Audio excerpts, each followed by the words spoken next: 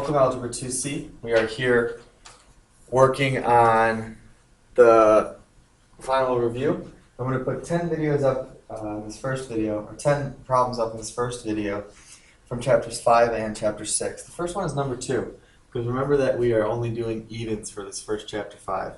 So the first one is number 2, and if you look at all three of them, they do share a GCF. And the GCF is 3x, so if you take out 3x, you're left with just an x squared minus 2x plus 3. So now what we have left is this trinomial that we can try to factor. The way we look at that is what multiplies to 3 and adds to negative 2. And if you think about it, there are no numbers that multiply to 3 and add to negative 2. So actually this is our final answer. Okay, let's go down to number 8. So if you notice, if you had your factoring foldable, you could see that there's 4 terms there, so we must factor by grouping.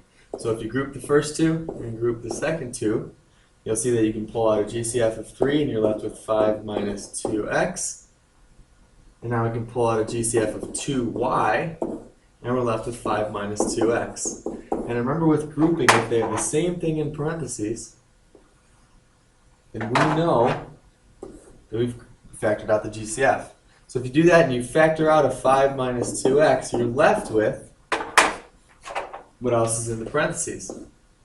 So you get 3 plus 2y, and that's your final answer for number 8. So if there's 4 terms, you got to factor by grouping. Let's go down to 18. 49x squared minus 28x plus 4. Okay, so what we need to realize is that we have a trinomial. We have a trinomial where the coefficient is not 1. So we need to factor by grouping. So what I'm going to do is I'm going to multiply a times c. That's going to give me 196. And then my b is negative 28. So now we need 2 numbers that multiply to 196 and add to negative 28. And the 2 numbers that do that are negative 14 and negative 14. So if we break that middle term off into negative 14x and negative 14x, and we bring down the first term and bring down the last term, we now have 4 terms, so we can factor by grouping. So I'm going to group the first 2 together, the last 2 together, and pull out the GCF. Okay, the GCF here is 7x, and you're left with 7x minus 2. Over here I'm going to take out a negative 2, and I'm left with 7x minus 2. So you know we're doing this grouping correctly because we have the same thing in parentheses. So if I factor out a 7x minus 2, I'm left with 7x minus 2. And that's my final answer. Okay, let's flip the page over. You're going to go down to number 30. That's the last one on the bottom. Okay. So what we need to do is we need to solve for x. This is a little different. Okay, we're going to have to use our factoring skills to solve for x. The first thing I need to do is I need to distribute this 3x. So if I do that, I get 3x squared plus 6x equals 72. And now the only way to factor is if it's set equal to 0. So if I subtract 72, I get 3x squared plus 6x minus 72 equals 0. And now I need to factor. Okay. What you'll notice is that there's actually a GCF, so we don't really need to do factoring where the lead coefficient is not 1. So if I factor out a 3 here, I'm left with x squared plus 2x minus 24 equals 0. And now I can factor this trinomial.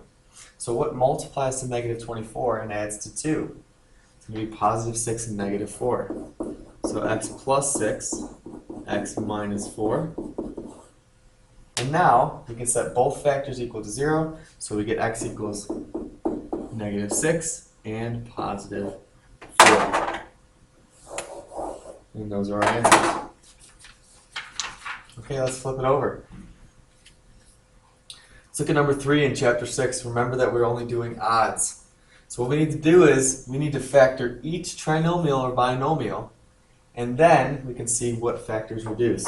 So if I look at the numeric, I can factor out a GCF of 3x squared, and I'm left with x minus 4. So these are my The numerator and denominator with the trinomials, I can't really factor yet, so I'm just going to look at that denominator on the bottom right, and I'm going to factor out a GCF. So if I factor out 6x, I'm left with x plus 2. And now what I'm going to do is I'm going to take a second to factor by grouping. So I have the two terms up here, the two trinomials, and I'm going to factor by grouping. Multiply a times c. So a times c equals negative 12, b equals 4. And what multiplies to give me that is going to be positive 6 and negative 2. So I'm going to break this off into 6x minus 2x, bring down the last term, bring down the first term, and factor by grouping. So if I factor these, take out a 3x, I'm left with x plus 2. Take out a negative 2, and I'm left with x plus 2. Factor out the x plus 2, and I'm left with x minus 2, and now that's factored. Let's look at the last one. 3 times 8 gives me 24. My b is negative 14, so what multiplies 24 adds negative 14? It's going to be negative 12x minus 2x. Bring down the last term, bring down the first term. Factor by grouping, so if I take out a 3x, I'm left with x minus 4. Take out a negative 2, and I'm left with x minus 4 again. We're doing it correctly because we have the same thing in parentheses. Factor out an x minus 4, and I'm left with 3x minus 2. And there we go. So now that we've factored that, we can go back here, and we can plug those factors in here. So I'm going to put the 3x minus 2 right here, times x minus 4. And I'm going to put the 3x minus 2 times x plus 1. And now what I can start looking for is which factors reduce. Okay, there's an x minus 4 right here that I can reduce. There's a 3x minus 2 that I can reduce. There's an x plus 2 that I can reduce. And now I'm just left with 3x squared over x. Well, 3 over 6 simplifies to 1 over 2. And x squared over x simplifies to just x. So now my final answer is, I only have an x left in the numerator and a 2 in the denominator. So that's my final answer. Let's go down to number 5. Number 5 is the same idea. We got to factor everything. Okay, so what I'm going to do is I'm going to factor this first part right here. So there's 3 terms, so I can factor out a 2x squared by grouping. Okay, so if I take out a 2x squared, I'm left with 3x minus 2. And then if I take out, well, there's no GCF there, so I'm just going to take out a 1. And I'm left with 3x minus 2. I'm doing this correctly, so I can factor out the 2x squared plus 1, and I'm left with 3x minus 2. And remember, division is the same as multiplying by the reciprocal. So if I'm dividing 3x minus 2, that's actually multiplying by 1 over 3x minus 2. And now what you'll see is that I have the same factor in the denominator as in the numerator. So I can factor out this x minus 2. And all I'm left with is 2x squared plus 1. And that's my final answer. Okay, let's go down to number 8.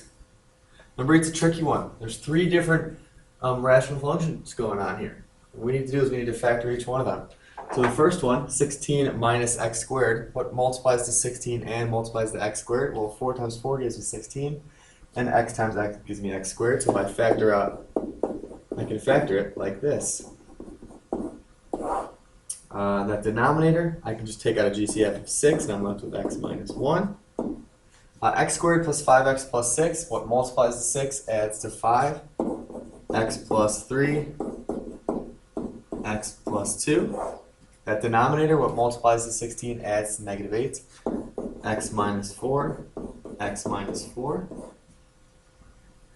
Now, the last one, if I take out a GCF of 2, I get x minus 2.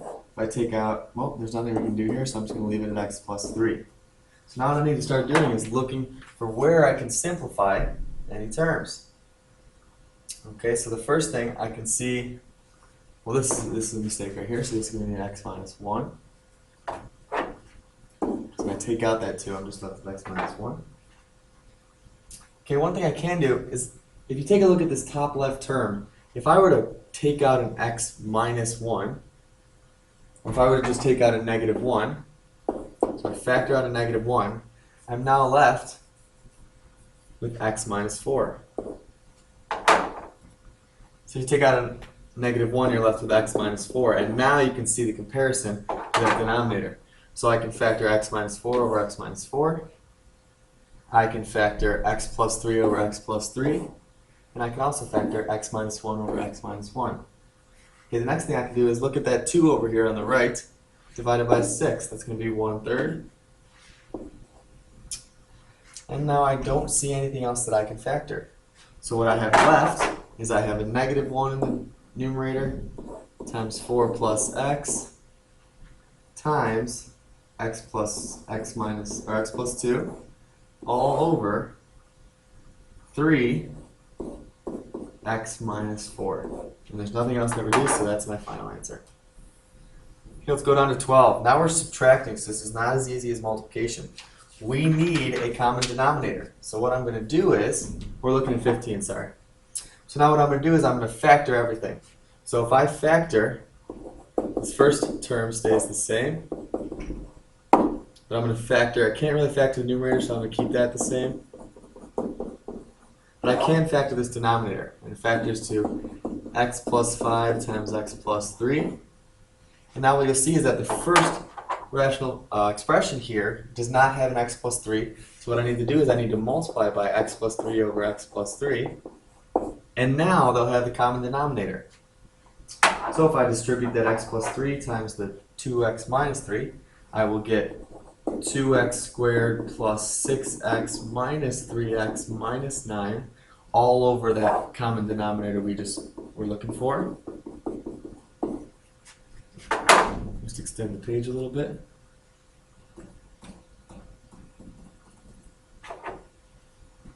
Okay, and now I'm going to subtract x squared minus 4x minus 19 all over that common denominator we were looking for. And remember, if you subtract, you have to subtract the entire term, so it's kind of distributing that negative sign. And what we'll get here, the final answer over here, if we combine like terms in the numerator, we'll be left with an x squared plus x plus 10 all over that x plus 5 times x plus 3. And that's our final answer. Okay, we got one more. It's going to be number 17. We actually got two more, number 17 and 25. Okay, so number 17, same idea, I need a common denominator. So what I'm going to do here is I'm going to factor this denominator, so I have x minus 4 over x plus 2 times x minus 2 minus the 3x in the numerator and 4x x minus 2. So now what you'll see is that what we're missing in this first one is we're missing a 4x. I'm going to multiply by 4x over 4x. And in the right one, I'm missing x plus 2, so I'm going to multiply x plus 2 over x plus 2. And now they have common denominator. So if they do that, if I distribute everything out, I now have 4x squared minus 16x in the numerator over that common denominator we were looking for.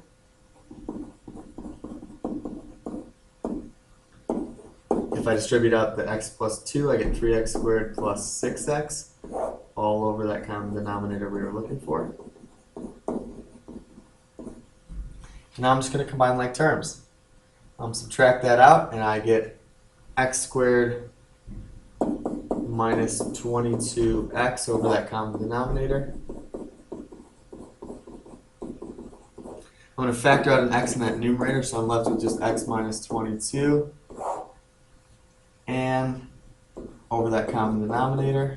Now we just got one more step. You can simplify x over x here.